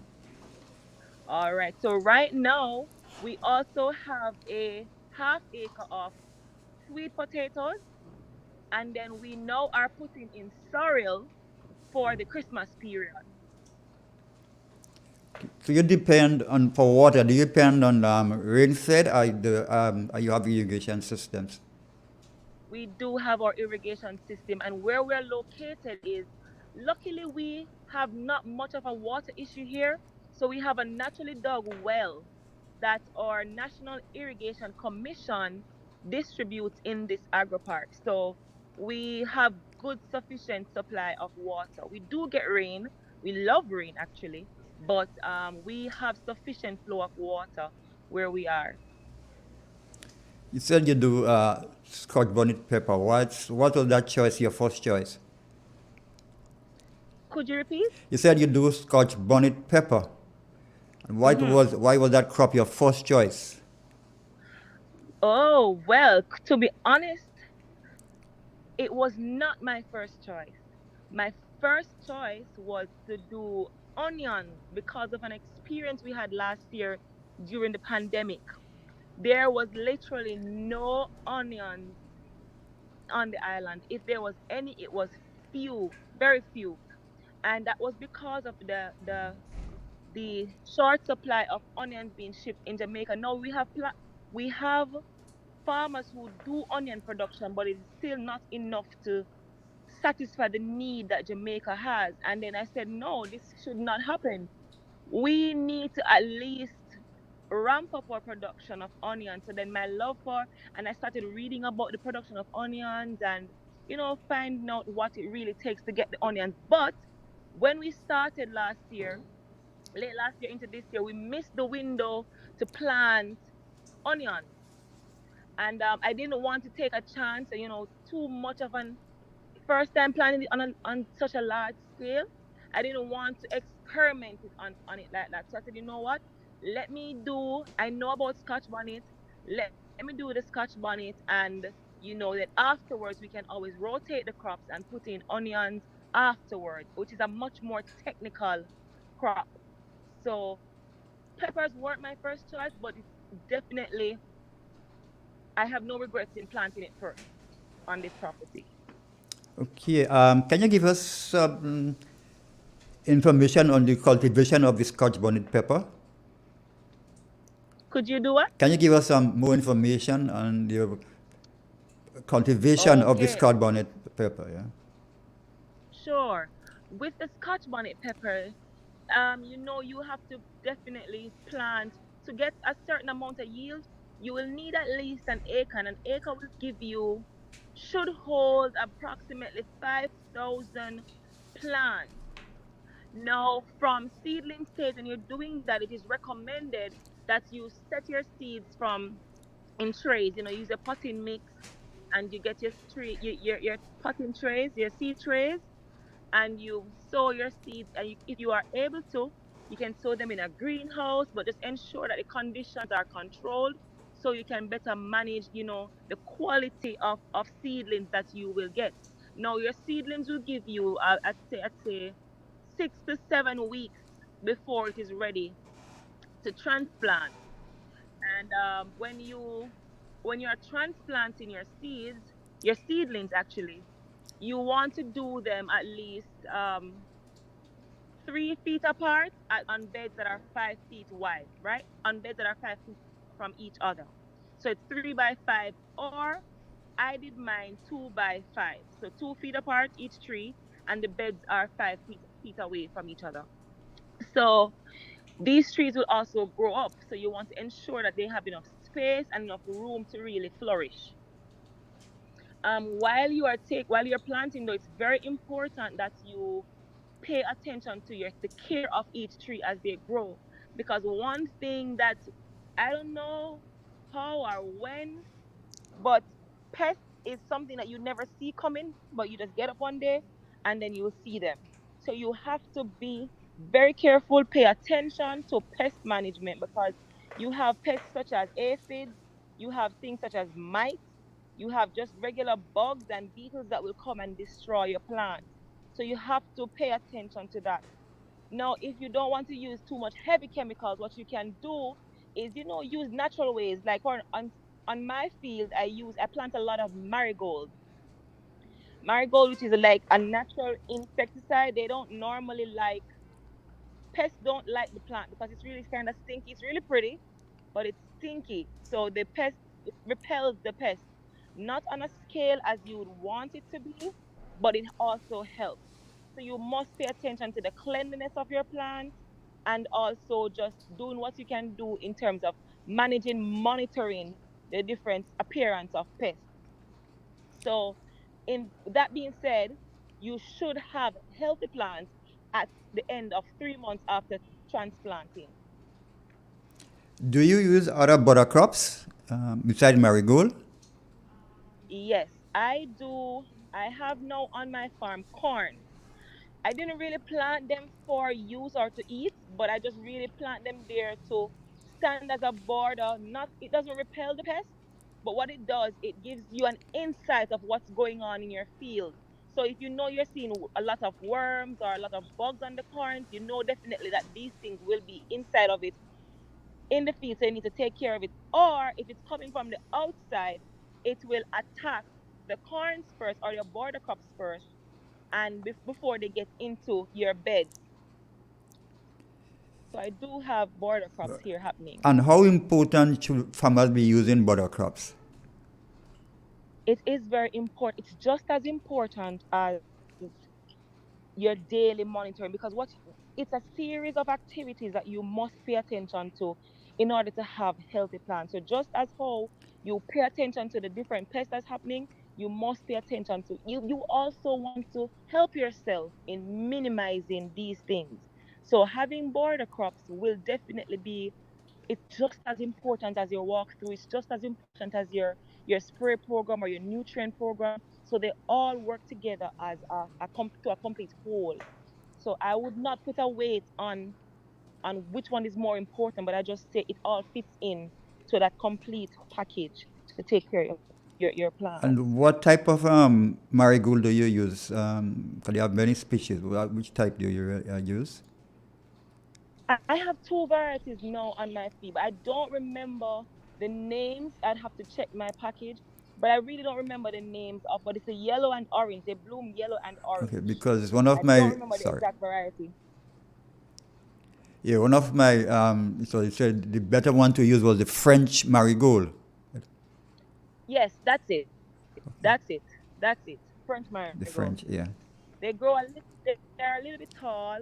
I mean, about waist high, and they are pretty fluffy, and the color is yellow, and orange. But I have the French marigold, and I have another one that I have, but I can't remember the name. I remember visiting. Sorry, I remember visiting a farmer once, and I said, "You don't use much chemicals." So I advised him to use marigold. As a matter of fact, I gave him some seeds. He took it, and he said, but he kept it for a while. He never did anything. So somebody who was probably more wit than me went to his farm and suggested to him to use marigold. And then he remembered I gave it to him. But he said, you're not planting flowers. Why am I giving him flower seeds? So I had to laugh after. Trust me, it's all an ecosystem. So everybody has a part to play. So yes, you say, oh, I'm doing crop production. I want crops, but it's good. It's a good thing. It's a flowers. You can't eat it, but it's something good to have on your farm. Because when you think of permaculture, ideally you could have sister crops happening on your farm. So with your peppers, you can have something running on the ground, thereabout. So it kind of gives back to the ecosystem, because at the end of the day, you don't want to destroy your environment. How do you fertilize? Well, what I do, I try to pay attention to my nutrients. So what I did is, before I planted the first seed, I did a soil analysis of my crop, my property here. And what I did, because of the nature of the soil, it was pretty rich in the macronutrients, right? So it was pretty rich. It has never been planted for us, I'd say maybe over a significant portion of time. So the owner who had it before me never did any planting on it. So I could safely say it's virgin soil. Great. So when I did my soil analysis, I saw what was low, what was high. And then in Jamaica, we have a company called Firsan. They assist us in our soil analysis. So they come in and they tell you, okay, this is what happened, and they'll make recommendations and say, all right, you need this amount of nutrients based on the crop that you are currently planting. So I pay attention to the nutrient value that's lacking, and I'll give my peppers that, or whatever is planted, what is needed. So I currently, peppers love nitrogen. Anything green really will always love nitrogen. So they get their nitrogen. I give them potassium, and I also give them their micronutrients like magnesium, a little iron, because we also have a little maniplex that we use, and give them from time to time at intervals. We watch it and we pay attention to our trees, and we give them as needed. How hot is the Scotch bonnet? What? How hot is the Scotch bonnet pepper? On a scale of 1 to 10, I can tell you that my Scotch bonnet peppers, and I'm not saying this because it's mine, I am telling you what people say. It's extremely hot. Like when I'm taking peppers from the field to the storage, if, for instance, while handling and one pepper breaks, if it touches your hand, it burns. It burns. It not only can burn on your skin, but it can on your mouth. I mean, for the flavor. But if it touches your skin, it can cause some damage. So it's really hot. I mean, it's really hot, and it gives a beautiful, rich flavor to your soup. In Jamaica, we cook a lot of soup, and we cook, everything. We do use pepper in. So it's very hot and flavorful. That for me is most important, the flavor that it gives off. So it's very hot. Are you familiar with the Scoville heat unit? Are you familiar with the Scoville heat unit? Could you say that again? Are you familiar with the Scoville heat unit from measuring the strength of pepper? I did not hear the term you used. Scoville heat unit. Scoville heat unit. Oh no, Scoville heat unit? No, I'm not familiar with that. Okay. Well, Scotch bonnet comes in, I think, in the first 20. But the number one would be the Carolina Reaper, which is 2,200,000 units, according to the measurement. And second in place is Trinidad Scorpion, which comes in with 2 million units. Scotch Bonnet comes in with 350 units. 2,050,000 units. Yeah, 2 million. Scotch Bonnet comes in with 350,000 units. Wow. So, and then in Trinidad, one of their favorite is the Trinidad Scorpion, which comes in with 2 million units. So, how long it takes for time of maturity for the peppers? The peppers will take 3 months to get to maturity after transplanting. After transplanting, it's 3 months after, and then you can reap from your peppers up to 6 months with good care. I've seen persons keep their trees to a year. Wonderful. Yeah. Now you have prepared the land, you plant the crops. Mm-hmm. Your crops are ready for harvesting. Your market, mm-hmm. What your market like? Well, currently I supply a market that supplies others, so I kind of move like to a third party. So each week I'd have 2 days of reaping. In my first 2 days, I'd say Monday and Tuesday, I do ripe and green. So that goes to processors, that goes to different. I think they supply some large canteens and even laypersons who wants to buy from them. So I don't directly deal with the day-to-day customers. I have a few here and there, but I sell to a supplier that supplies several markets. On a Saturday, I have to do only green peppers, fully mature green peppers that will go to the export market. So they have an exporter who takes it from them and takes it to different locations. Great. So what is your strength in that business? And your success? Strength? Yeah, strength and success in the farming and in the pepper farming. All right. So currently my strength right now is just 2 things. I have a good support system. And as you would have seen, it's a family-run business. And I have a really good support system from my family, my mother, my father, and also my sisters who assist us and give insight. My other strength is that I try my best to pay attention and become a reliable supplier. So they can rely on a particular quality, quantity at a certain consistency. So those 2 I'd say is my current strength now. And I would attribute those to the success of what's happening now, because even my supplier right now constantly says, hey, you do very well. Thank you. The peppers are really good. The quality of the peppers, I constantly get that. So I attribute my strength to the current success that I'm seeing and experiencing now. Any weakness? Could you repeat? Any weakness? Regret? Weakness. I'm going to ask you to repeat that.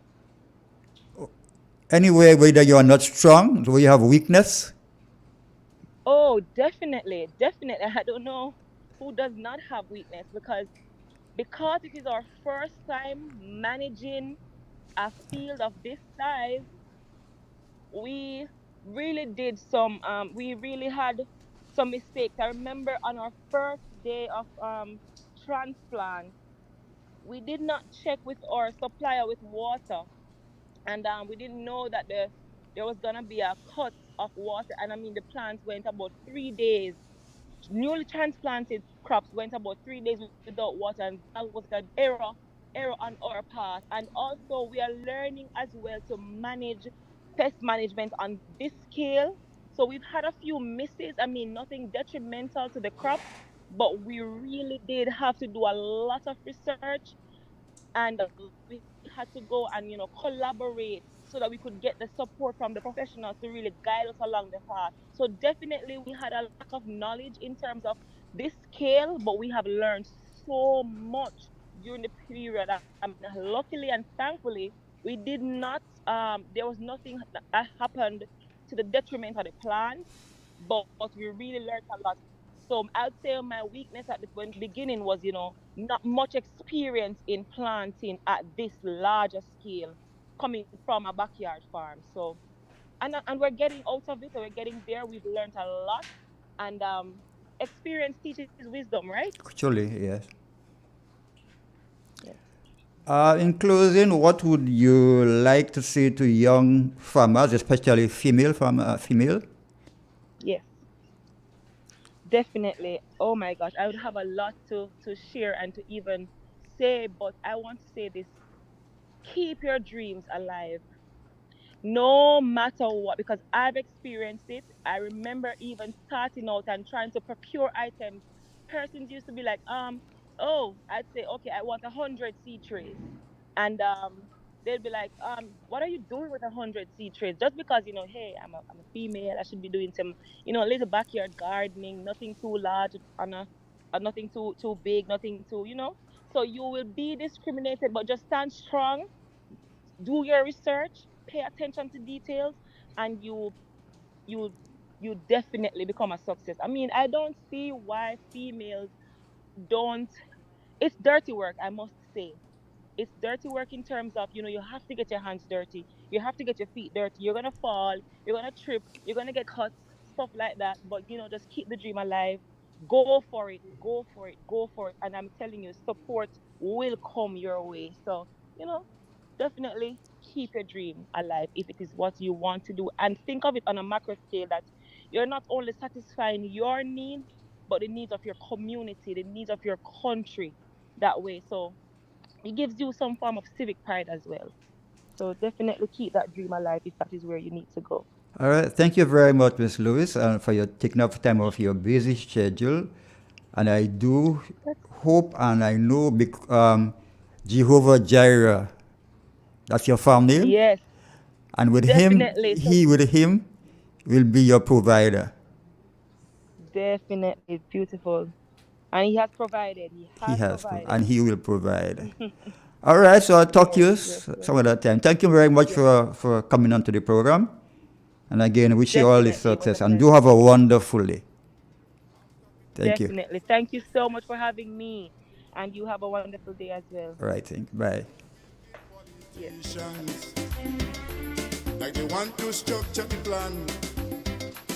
Well, from the revolution, agriculture was on top. Man Jack is and didn't do too bad. After that, the whole thing flop. Why? Everybody want to sit down in computer. And they forget agriculture. Oh yes, everybody want to sit down in computer. Agriculture. And they forget agriculture. Oh yes. Everybody want to sit down in computer. You could live with a Flowfast Pay, a new and easy way to pay. Flowfast Pay, Flowfast Pay. You asked for it and you got it. A quicker way to pay your bills online. It's fast, secure, and easy to use. No registration, no additional fees. Flow is now offering FastPay, an online service that allows you to settle your bills in less than 2 minutes. Need a receipt? FastPay will send it to your email immediately. Use FastPay now for convenience, safety, and efficiency at discoverflow.co/fastpay. Flow Fast Pay, 2 minutes and you're on your way. Flow Fast Pay, Flow Fast Pay. Flow is keeping you connected. Energy management tips. Use air conditioning wisely. Close doors and windows in air-conditioned spaces. When ironing, ironing bulk. Do not overfill your refrigerator. Do not set the temperature too low. Clean the coils. Buy energy-efficient equipment and appliances. Grenlec, serving the nation. Green's Concept introduces the latest innovation in air conditioning technology in Grenada, providing the most energy efficient, environmentally friendly air conditioning units in Grenada. Using a natural refrigerant, all air conditioning unit systems are up to 40% more energy efficient than the current units used in the Grenadian market. Powerful cooling while using less electricity and very inexpensive. That means more money in your pocket. We offer free delivery to all locations of installation and installed by top quality trained professional engineers experts with over 20 years experience in the business. Contact Greens Concept 417-5460 or 442-1663. Email greensconcept@gmail.com. At Greens Concept, we cool you and the planet. Greens Concepts announces special prices on 18,000 and 24,000 BTU units. You have been saving on power, now save on prices. Call us today. Treat yourself from head to toe with A1 Hair, Skin, and Beauty products from Sarah's Hair and Beauty Supply Store, located on Ben Jones Street in Grenville, close to the New Testament Church. Want to achieve that classy Instagram model look? Come visit us at Sarah's Beauty Salon. We offer expression, pre-stripped, and antibacterial braids, forelocks, jerry curl, deep wave, yaki weave. Knit-front wigs are also available, both synthetic and human hair. Of course, we offer a collection of extensions, Brazilian 100% human hair and Peruvian 100% virgin remedy. We provide our customers with the finest nail care products, eyelashes, do-rags, razors, shaving products, and weaving needles to keep you stylish and popping. Visit Sarah's Hair and Beauty Supply Store today, and remember, we treat our customers with the lowest prices nationwide and raging discounts store-wide. Sarah's Hair and Beauty Supply Store, where all your beauty wishes will most certainly be granted. Spot On, a new program with new perspectives every Tuesday and Thursday, 7 p.m. to 9 p.m. right here on the Realest of the Real, Real 91.9 and 91.5 FM. Real talk, real people, real issues in real time. With your host, Sheldon Scott. Yes, agriculture is the number one. Number one, yes, the number one. Oh yes, the number one. It's the number one.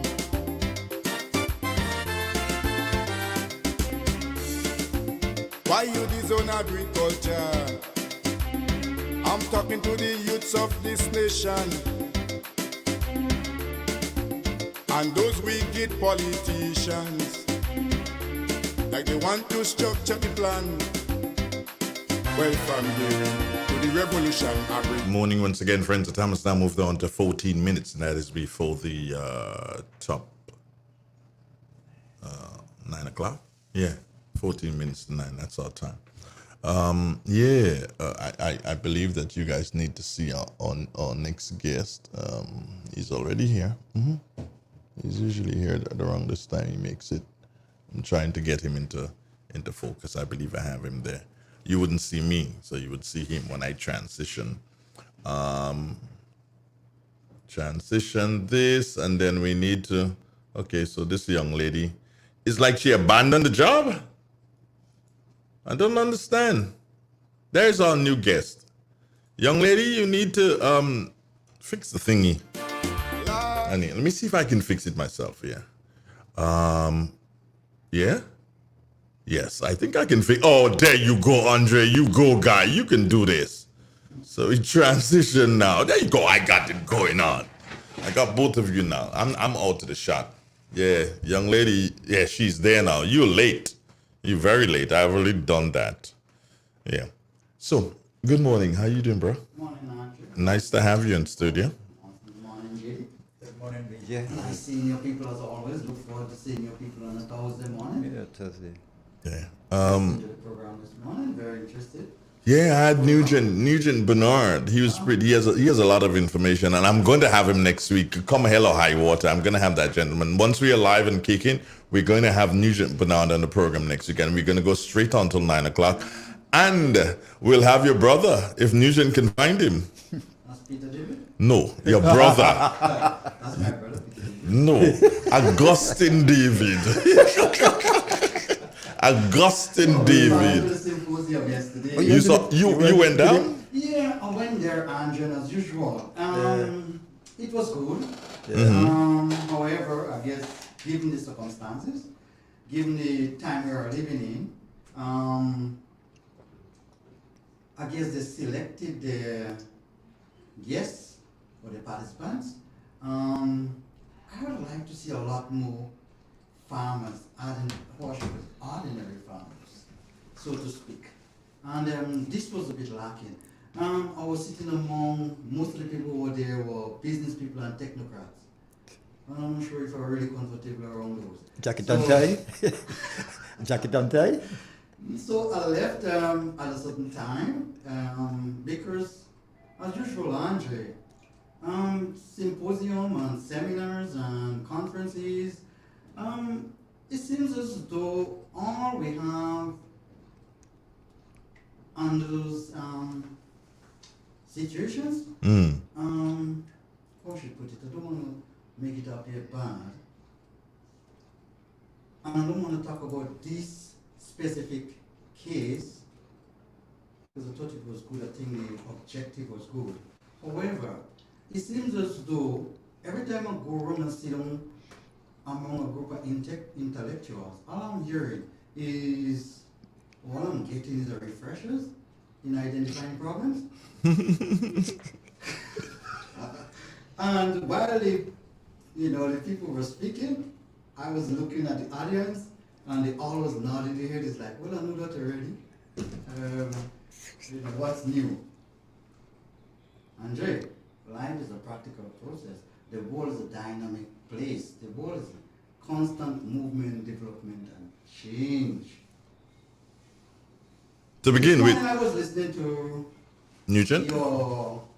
Nugent. And he was making a lot of sense. However, I'm not sure if he's totally aware that in order to feed animals on a large scale with fodder like grass and those things, we require a lot of those materials. Mm-hmm. So with the use of artificial feed, it's like more or less what you do. You take the nutrients and you concentrate them and you put them into small pellets, more or less. So the animal doesn't have to consume that amount of bulky feed. Secondly, Andre, the way people choose to feed themselves, or we choose to feed ourselves, in some cases it's very, very inefficient. For example, having animals on feedlots, like have them in pens and in concentrated areas, what you can get is huge destruction of the ozone layer by doing those. As it stands, there are 2 billion cows in the world, as it stands. And each cow would give out 35 pounds of methane gas every single day from digestion. Multiply 35 by 2 billion and you will see how much methane gas that is being put into the atmosphere every single day. And what can we do with it? What can we do with that, Andre? That's Nothing. All it does is just destroy the ozone layer. That's all it does. So even cows destroying the ozone layer? By the way we choose to feed them. Andre, these animals were meant to be in the wild, and as they excrete and digest the food and stuff, you would have things like dung beetles and whatever, more or less, decomposing and, changing those things from its raw state fairly quick. When you have this thing in concentrated areas, you're actually building up a particle gas, and gas that can destroy the ozone layer. However, that's the way the world is. We can't run from that. That's the reality. And I'm saying that yes, I would encourage young farmers and people in rural areas to, if they can feed the animals on natural fodder, it's better, and I think it's more healthy. However, if you're doing it on a large scale, in an economic way, you will have to get artificial feed, not just as a supplement, as the main form of feeding those animals. There are 2 ways about it. And I think people are taking too long, the people in authority, to make animal feed a lot cheaper in our country. Your brother has a big role to play in this. I'm not sure you're going to want to hear.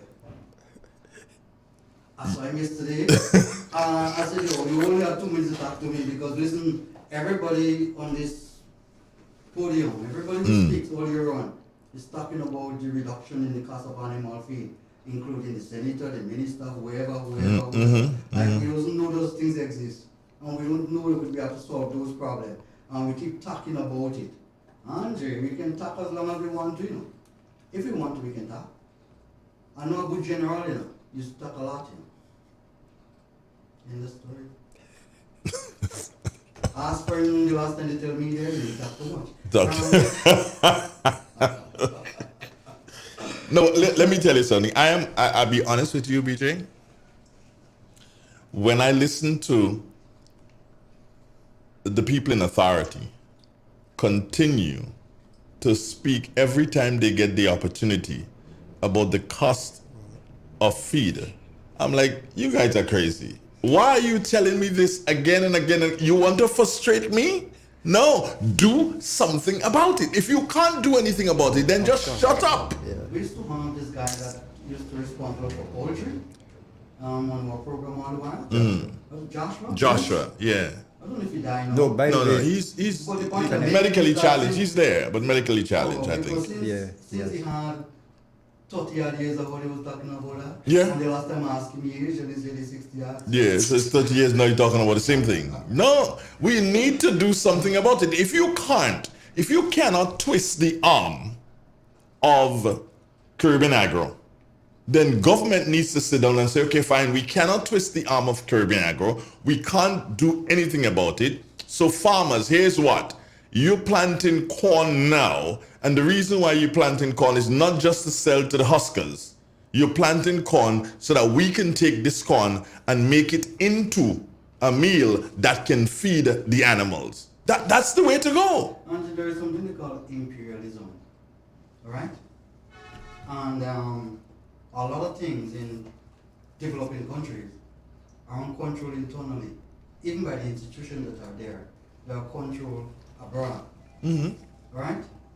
And the thing, for example, cost of feed and stuff is not determined here. It's determined abroad. I'm not sure if those people are not concerned about us too much neither. No, but I'm saying to you this, BJ. While you say it's control abroad, and I can understand and appreciate that, but BJ, let me tell you, man, explain to me how the control is from abroad. When the manufacturers of the feed here would, and we're going to use not necessarily correct prices, but listen to this. A bag of feed from Caribbean Agro will get to St. Lucia and be $100. Get to St. Lucia and be $100. That same bag of feed, BJ, would leave Caribbean, will not leave Caribbean Agro, but get onto a pickup going directly to the farmer, and that bag of feed will cost about $130, $140. Does that make sense? And you're telling me outside people control that? No. Andrew, we doing that here. Andrew, I'm not sure. All right? I'm not sure if it don't make any sense for the people who are doing it. It probably not making sense for you who want to purchase the feed. The people who are producing the feed is telling you indirectly, don't buy our feed.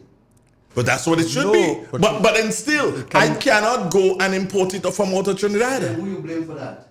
The authorities? Exactly. Yeah, but I'm saying to you, I am tired of hearing them. And your boy, Sagaboy Peter, I am tired of hearing them. He is in the Ministry of Agriculture. I expect dynamism. I expect a vibe. Do you understand? He has failed me already on the nutmeg and cocoa and the amalgamation. He has failed me on that because he has refused. He has refused to speak about it. I don't know if Leo has spoken to him and he kind of fancying Leo. I don't know what the situation is, or if Senator Sinclair. I don't know what the issue is, but Peter David need to speak to the amalgamation. He ain't talking that language. He is like he ain't want to ruffle no feathers. And the same thing with the feed. He does not want to ruffle any feathers. Peter David need to stand up. That's what we put in there for. If we had left the goodly lady who will be the next Governor General of Grenada, if we had left her there, she would have done something. Andrew, I just thought it better. What? Use a reference here. Probably that would answer your question. When the one Judas wanted to betray Jesus Christ, he didn't point him, he kissed him on the side of the face. I ain't understand what you mean by that. What I mean by that is that some people, you can just identify them by giving them a kiss on the side of their face. What does that mean? I guess some people already get a kiss on the side of their face. I don't know. Speak to me directly. No parables. We've got a caller that we can only give about 30 seconds. Good morning. Yes, Mr. Andre. Yes, sir. Good morning to you, Mr. BJ. Same thing that both of you all have been saying. We've been hearing that for over 40 years. The whole thing is that everybody knows how to plan. You had a meeting yesterday, they plan, and this plan is going to stay in a drawer again for the next 40 years. Everybody could plan. You ask anybody, the businessman, the agriculturist, the economist, everybody knows the plan. Implementation of the plan, 40 years again. That is the big problem. Thank you, Bridgman. If you go in the ministry, you've seen piles of documentation and plan. Have a nice one. Who implementing them? Bye-bye. Nobody. Gotta go. Right. No, I know the time. We're dealing with time. I would really love to go on with him, but we're dealing with time. But BJ, somebody has to do something. Somebody has to bail the cat. I know for a fact that yes, there are rules and regulations. I know that for a fact. But you cannot tell me that something that Bernard Code did in relation to Caribbean Agro, it was Bernard Code. Hold on. It was Bernard Code who did all this work. Bernard Code together with a guy called Nazim Burke. They're the ones who did that. That arrangement with Caribbean Agro is them. And you can't tell me that they were so good that they make something, Bernard Code and Nazim Burke make something we can't change? That is a burden on our shoulder for 40 years. Bernard Code and Nazim Burke. Can we give this caller 30 seconds? Okay, good. We talk 30 seconds. Hello.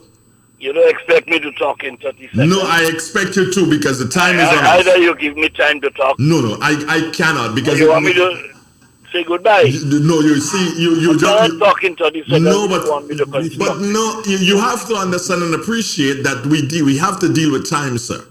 All right. We have to deal with time. Are you going to continue for 30 seconds? Yeah, the issue you're talking about there, I believe it was the Caribbean Agro came into Grenada during the Eric Gary period. 1. 2, nobody is trying to look outside of the box. And the governments, one after the other, have failed us because we have investigated the problem and no one is brave enough to say, look, Caribbean Agro, let us go around the table and sit and solve the problem. I had direct discussion with the manager and I said to him, we need to lower the price. He said to me, we need to increase our purchases. I said, purchases cannot be increased. And I'm speaking as one person in business. If the price is on lower, because the competitor is bringing in cheaper chicken. So, if the chicken is cheaper, in order to beat them, you have to lower the price, and you can do it on a gradual basis. The manager understood fully what I was saying, but he still come back and say, Kenny, we need to increase our purchases. And I will still come back. I will still come back and say to you, Kenny, we need to go. So here's what I'm going to give you give you this. Next Thursday, what we're going to do is that we're going to go from 7:30 a.m. until 10, because we're going to have the Nugent Bernard from 7:30 a.m. until 9, and then we're going to have yourself and BJ from 9 until 10, and we're talking agriculture, and the same thing that you're speaking about, we're talking that next week Thursday. Good? you say so, boss, go ahead. Thank you very much. Love you. Take care. Great. It's real. It's 91. We just got to run, BJ. It's time. But BJ, we really and truly need to deal with this problem. It had to be dealt with. About that, if this is affecting our country, if it's affecting our economy, if it's not good nationally, if it's not good for the people, then what we have to do? Tell Saga Boy Peter deal with it. Yes. Goodbye. Triple N. Informative, entertaining, and first. Every hour on the hour.